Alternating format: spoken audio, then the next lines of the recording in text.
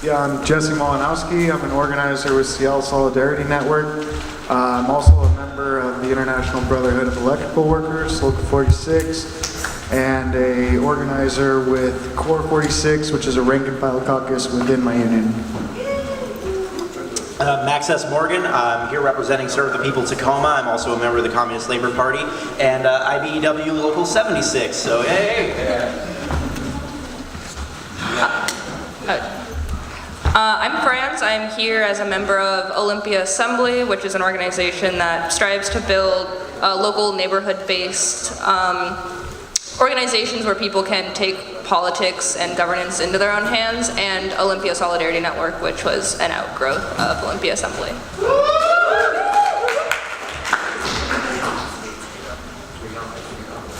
So, serve the people is a term that gets thrown out a lot. I think it goes back to like Mao, or maybe before. I don't know if he was quoting someone, but it's a term that has a lot of different meanings. Different people apply it differently. So, I think one of the primary criticisms of it is that it's like red charity or church work or something like that. But what is the difference between mutual aid and charity? Yeah, so to me, the difference between mutual aid and charity is like, they're not even two things in the same category. Like, charity is obviously something that you kind of impose upon someone. You have whatever goodwill is inside of you that you want to give, and you're going to give it whether somebody wants it or not, possibly. Whereas mutual aid is more so just a matter of kind of seeing what fight is already going and joining in and contributing however you can. The way we think about that in Tacoma is we're not trying to feed people, we're trying to build the infrastructure through which our community can continue to feed itself. It's the difference between providing and empowering, to stray into liberal terminology. We work on not developing an organization that then goes out and hands out food, but organizing with the community, and I mean like literally going out and talking to our neighbors and saying, hey, so let's get some food together, and come help us get this food, and then we're going to hand it out to the rest of the neighborhood.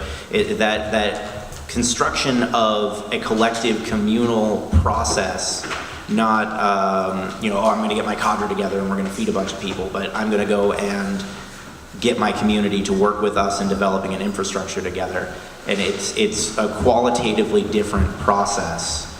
And I can understand where the criticism comes from. Like, it does look similar on the surface, but when you actually get behind the doors of the food bank, you see the way the meetings are run and who's involved.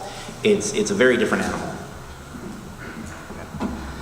For me, the biggest difference between mutual aid and charity is something that comes from outside of a community. It's something that somebody that isn't connected in this community and in this struggle is providing aid with strings attached, usually, right? Whereas mutual aid is communities coming together and building up resilience and building up like infrastructure that can be relied on, and they don't have to outsource like the means of existence to these existing hierarchical capitalist system. And I think one thing that leftists often struggle with is calling something mutual aid while actually reproducing this charity model, right? Like seeing ourselves as organizers or activists that are gonna come into communities and manage them, right? And I think the struggle is to actually transition into these truly like mutual aid framework and really like embed yourself in communities and be part of the communities you're working with. So, a lot of times people do mutual aid without any type of broader strategy. Like the Alinskyists, they see it as sort of an end in and of itself. But how do you guys see it as tying into a broader strategy? Well, to speak to kind of like how CSOL operates, we don't have, like CSOL doesn't necessarily have a bigger political program, but what CSOL is kind of like training ground. I've got a good friend that's an ILWU member, and one of the things he always said to me that stuck with me was, you wouldn't go to battle without training first. And that's right, like this is a class war, and whether you want to see that as a violent thing or a non-violent thing, doesn't matter. It's still a class war. So to me, what CSOL is, they tie into the bigger political realm, is that this is where you get to practice the tactics over and over and over, fundamentals to, from how to find a fight, how to build it into a fight, and then how to win a fight. So. That's absolutely right. Everybody's got to have a good farm team.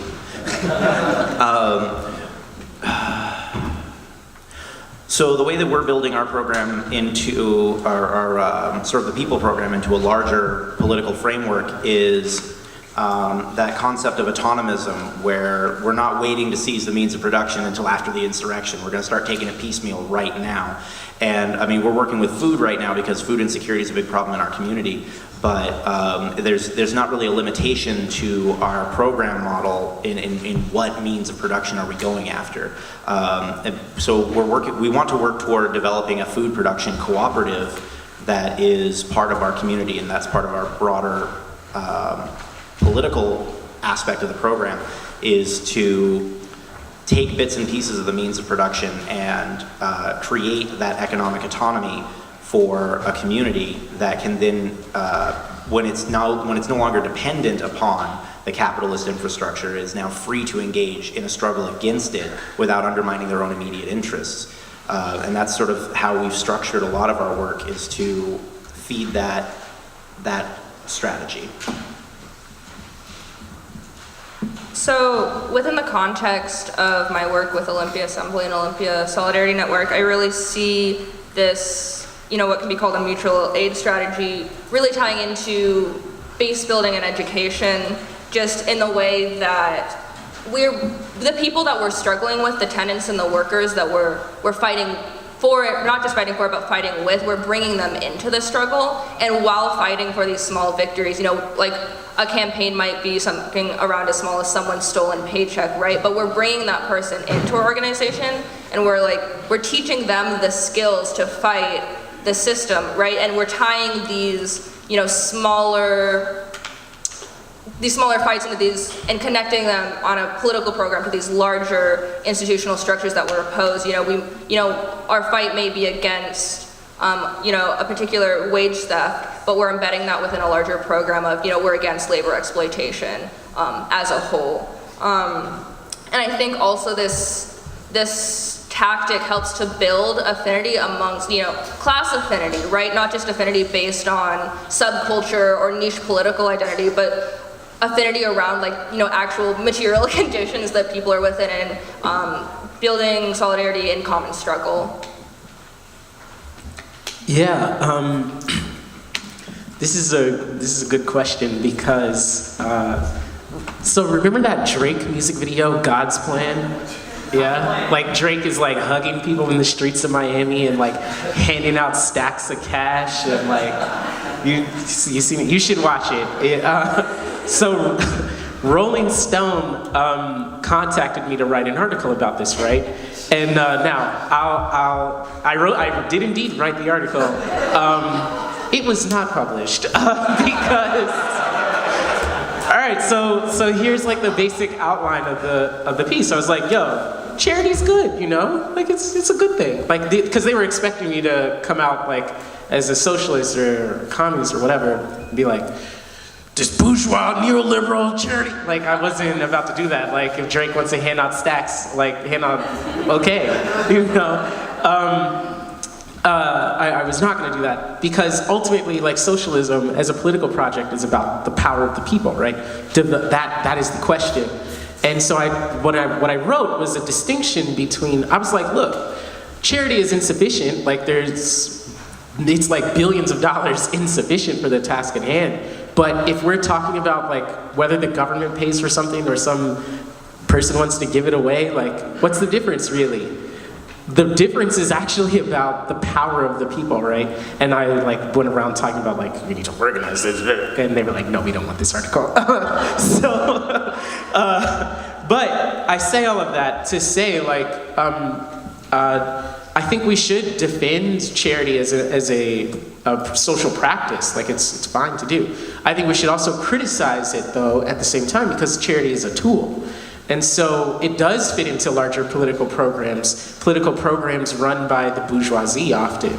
And so the Ford Foundation, for example, most of the largest philanthropic organizations in the world, like I think half of the top 20 are in the United States.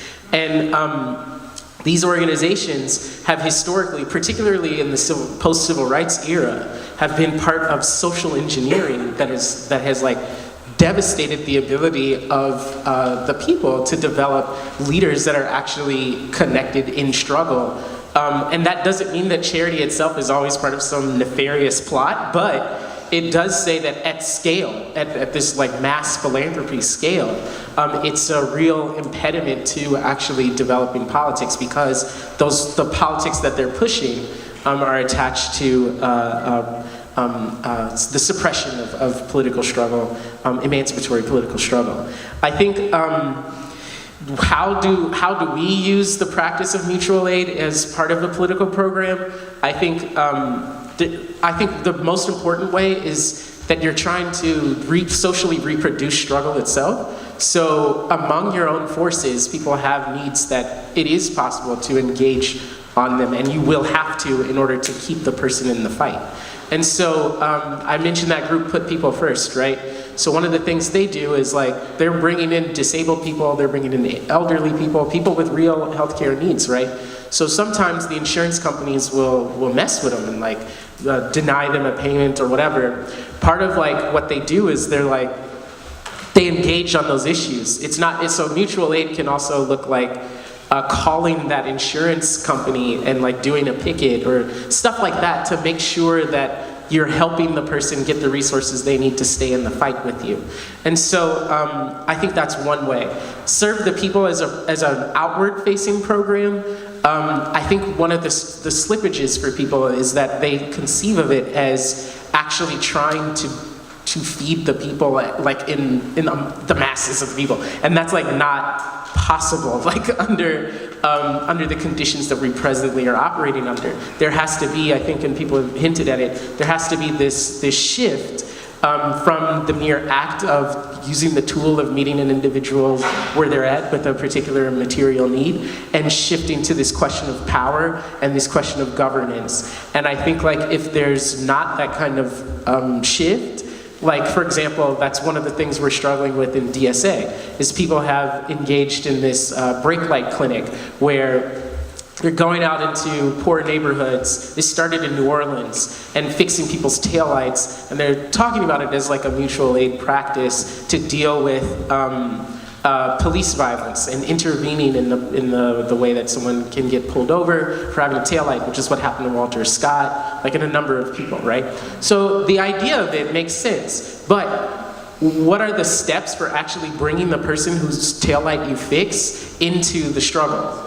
And like, how do you transition from, the reason why people are being killed isn't taillights. It's actually like the relations of police power and the dictatorship of the bourgeoisie. So how do you make sure that that person actually engages on those questions and is a leading element in that struggle? And that's what people have really been wrestling with, is how you move from the actual material act of fixing the taillight or serving the meal or whatever to building that relationship with the person that can be a part of the collective struggle. You do need a program, is what I'm basically saying.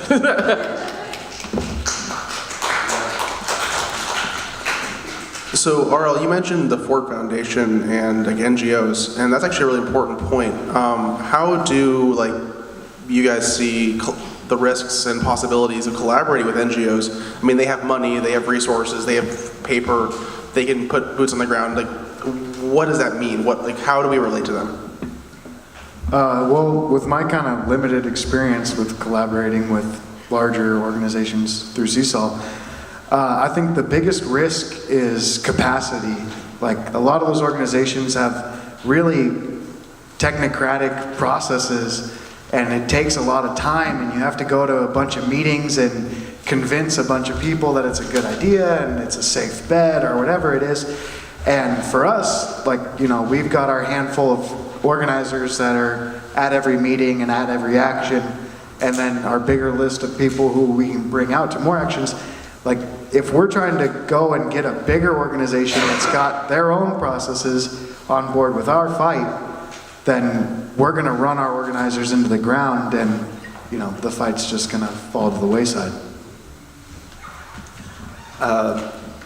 I would say that there's more risk than benefit. In some limited tactical circumstances, you might be able to finagle some money from an NGO, but the power dynamic between small, people-oriented, people-organized mutual aid effort and something like the Ford Foundation, that power dynamic is unbalanceable. And you're going to end up, if they're giving you money, you're doing something they want you to do.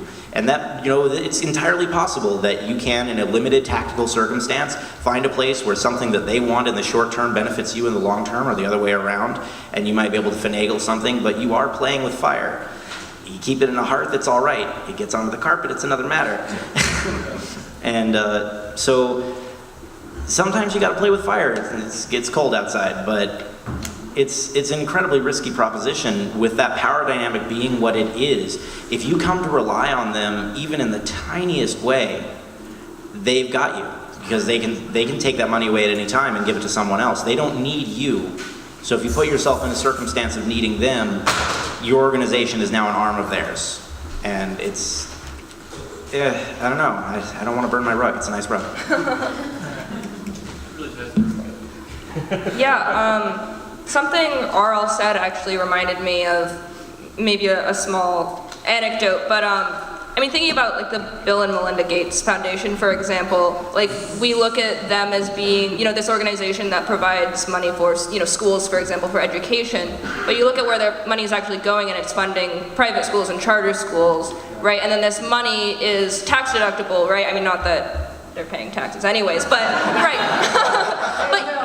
But even less of it now is going to fund public schools, right? And so when we actually look at what this money is doing, it's not, this great philanthropic thing that's benefiting, the children and their education, and it's fundamentally not, it's allowing us to just pass over this whole question of like, well, why does this money exist in the first place, right? This money exists because of exploited labor. This money exists because of capitalism, and we should be fighting to overturn these systems. And when we rely on, working with NGOs, we're seeing NGOs are constrained, right, within like the existing structure and the existing systems. And so when we put all of our eggs in that basket, right, like I think we can rely on them for short periods of time because they have resources, but when we put all our eggs in that basket, I don't think we're fundamentally challenging these existing structures.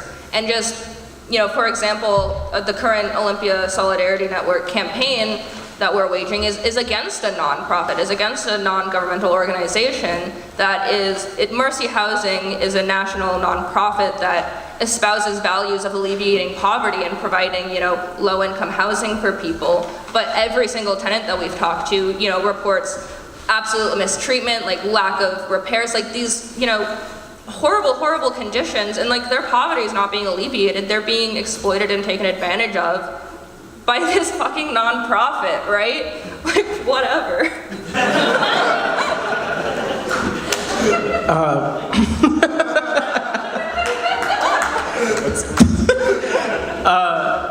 I think you highlight something really serious though, which is that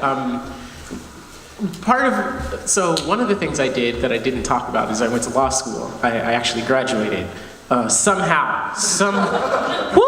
And in fact, the reason why my Twitter handle is RL is dead is because my law school in one of their booklets declared me dead. Like I was in the in memoriam section after I graduated. I was like, dang, it's like that?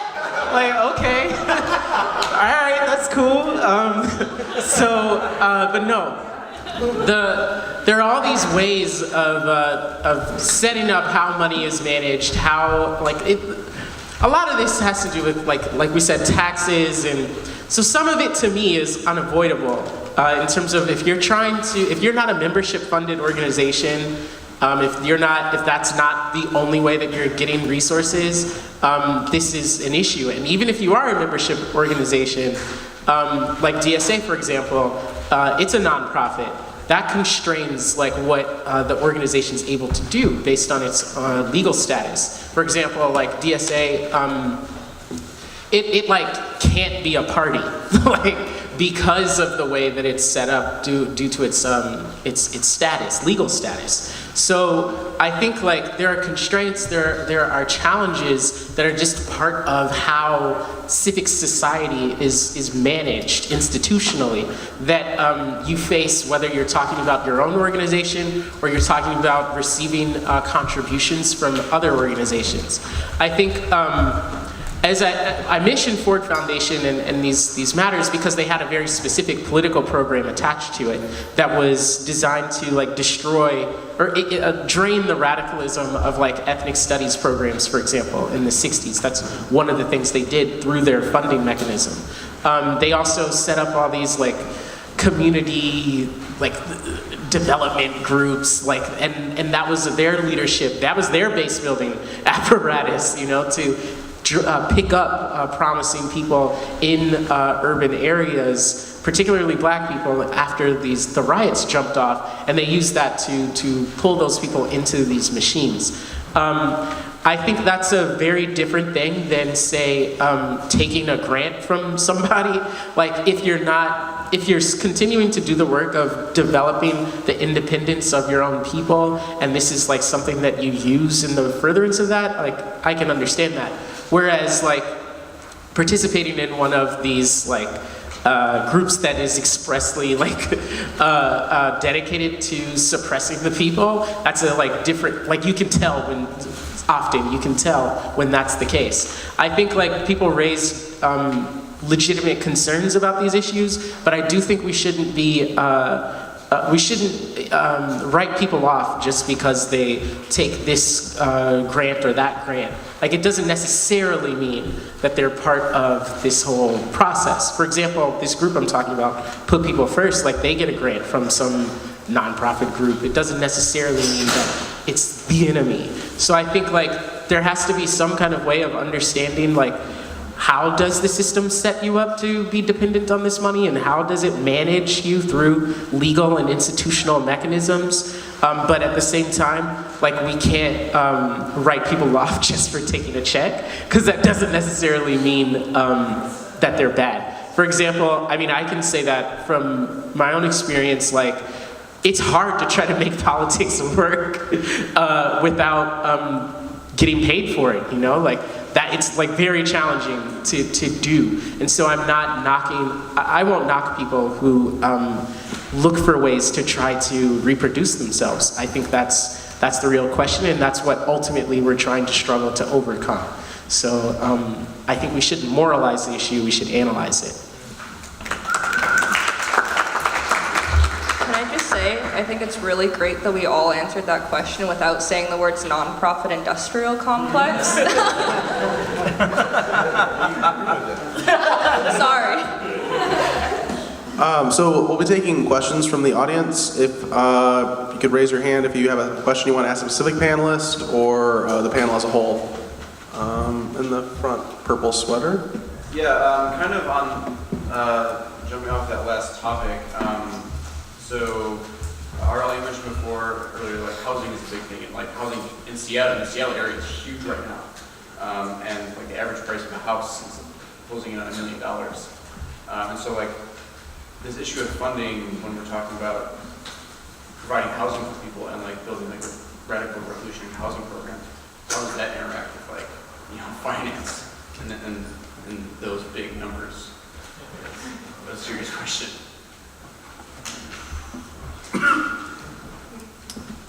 Whoever's got the answer to that, please come up here. I mean, I don't maybe have a direct answer, but I can speak to that a little bit. I think, like, in Olympia, I think we're in a really interesting situation because we're not quite as gentrified yet as Seattle or Portland, but you can see that we're heading in that direction, right? And it's so, like, how do we resist it, like, at the stage that it's at? Like, we can see where we're going, we can see these other cities and, like, where we're headed. And I think, like, you know what I mean? A lot of times people will only focus on, you know, the luxury developments coming in, and we need to resist those clearly, but, like, something that Olisol does is we focus on the poorest places, right? Because when people are being pushed out of where they currently are, they are being, forced to take on like worse and worse living conditions because it becomes their only option. And so like focusing on the poorest areas of, this apartment complex that's managed by this, nonprofit, and saying like we need to maintain these conditions, and how can we like see that the current models for providing, affordable housing aren't working, and how can we challenge those, and how can we move past the current framework into something better? And, I don't know what that is necessarily, right? I think that's a really long and hard and complicated process.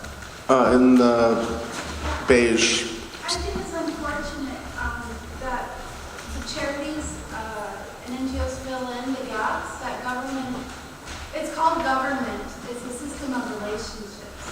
And how do we get people to form more intricate systems of relationships with the funding apparatus and the tax mechanisms serve the people, and they become these like elegant formulas of like solving housing and solving education.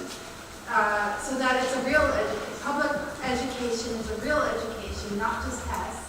It's like the kind that you pay for, but the curriculum is now, because you mentioned the Bill and Melinda Gates Foundation, they voted for those testing, so that textbook company gets all the money.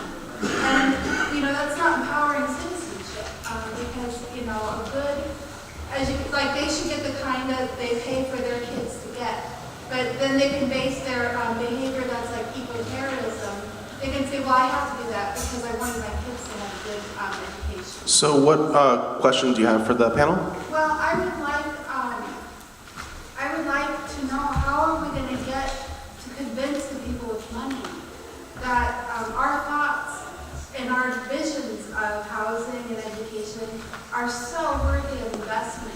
Because it seems like they're not convinced that we have it in us. But Yeah. you can answer to that. Yeah, this provoked me because somebody asked the exact same question in Germany. Like I was on this panel and somebody was like, "How do we convince?" So hopefully round 2, like I could actually say something that's not dumb. So yeah, I think here's what I'll say about that. So I think the way that the system is set up, if we ask that question, we're going to lose. So when the West Virginia teacher strike went down, I called, woo. So now the interesting thing about that strike is that yes, what the teachers are doing is excellent, but then the legislature is like, we're going to try to box you into like this like budgetary into these structural constraints where we try to act like it's a zero-sum game where your money has to take the money for your salary has to come away from Medicaid or whatever they're trying to do, right? And so in the coming budget fight, they're going to have to fight over how politically this plays out and whether or not the class struggle advances the class as a whole or whether it gets broken down into the special interest thing. But what's underneath that, though, what's interesting is that is actually the formula of how the system's set up. So when that happened, I called up my friend who's a Republican. Yes, got Republican friends. It's important to be diverse. So I called him up, and he's out in Arizona, and he's politically connected out there. So I was like, Arizona, y'all don't pay your teachers, so what's up? What y'all gonna do? And he was like, look, this is how we're operating. And this is a Republican. He's like, the state has 3 responsibilities: to educate, incarcerate, and medicate. And so this brother said, and I really appreciated like the candor of this, right? So he goes, look, we are trying to get our state level expenditures up to Jan Brewer 2008, 2009 levels by 2023, something like that. Like that's how bad it is in Arizona. And the way that they want to do this is by cutting the tax rate and attracting businesses from Silicon Valley. Or I guess it's Silicon Valley, whatever. So And that's like a legitimate, that is where